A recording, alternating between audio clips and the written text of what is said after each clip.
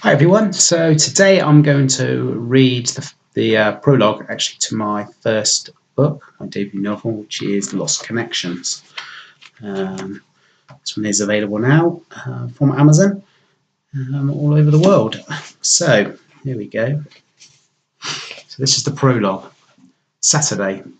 Diagonal rays of light cut through the room, emitting dancing sprites of dust from the window to the wooden floorboards.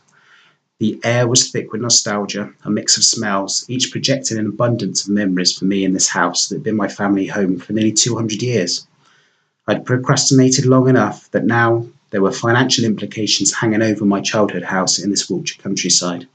I admit, whilst the thought of living here filled me with dread, there was also something darkly magical about it, an unshakable folly deeply rooted in the past that I had trouble letting go of for my life. But clarity can be born of time, and with recent events it had become wise to close up this chapter and bury it away forever. My 12-year-old daughter, Daisy, was sweeping the path from the front door leading towards the long driveway. I'm incredibly lucky to have her, and despite entering into her teenage years, she is of little bother to me. Placid and bright, she shines amongst the clouds of life quite spectacularly, existing in a world full of joy, also dismissive of any negativity. Considering stormy relationships between her mother and me, this is quite remarkable. I was busy searching high and low for the key to my father's study. I had officially owned this house now for a couple of years and had never opened up this important room. Of late, everything led me to believe that there was something important behind this study door. I confessed to wanting to remain as I remembered and longed for it not to be relevant in my future. The past should remain the past, but I was only beginning to take my first steps into letting go. My father was a complex man, and therefore it is no surprise to me that the simple task of unlocking an old door had now become likened to searching for the Holy Grail. I looked again at the handful of papers that hinted at the clues and wondered why a simple key press was not sufficient in an instance like normal folk would have decided upon. I had been there an hour and succeeded in finding 4 clues, each which should lead to the next. I can only relay my disappointment in the fact that my father, after compiling this elaborate key-finding treasure hunt, would not be confident in my code-cracking abilities as to then leave me with a hint sheet. It may as well have had the words "An Idiot's Guide to Finding This Easy Treasure for My Stupid Son" on the cover. It took me 10 frustrating minutes before I was thumbing through the aforementioned guide, trying to decipher just what the hell he was going on about. His eccentricities bypassed me, and whilst they appeared charming to some, for me, they are the root of much frustration. He's an idea old man.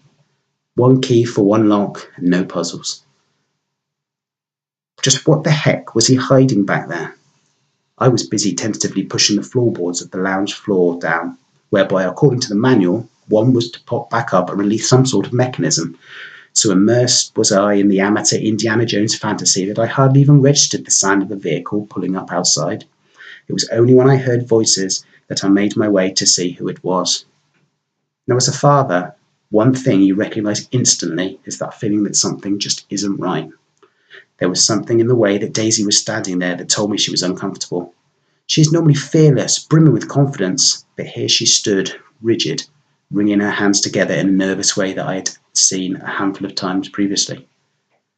"I don't know what you're talking about," my daughter was saying to the guy in a slightly battered Ford Transit van.